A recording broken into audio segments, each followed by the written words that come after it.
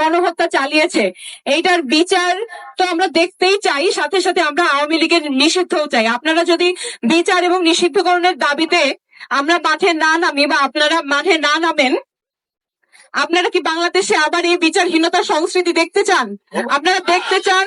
আপনারা কি দেখতে চান যে এত বড় গণহত্যা এবং এত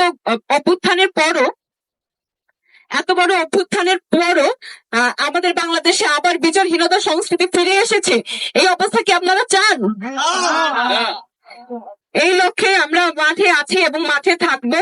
আমরা আওয়ামী লীগ নিষিদ্ধকরণের আগ পর্যন্ত আমরা এই মাঠ ছেড়ে যাব না, এটাই এনসিপির প্রতিজ্ঞা, এবং আমরা চাই যে এই লড়াইয়ে আপনারা আমাদের সাথে থাকবেন। ধন্যবাদ। ধন্যবাদ জানাচ্ছি আমাদের সম্মানিত কেন্দ্র উত্তরাঞ্চলের সংগঠককে।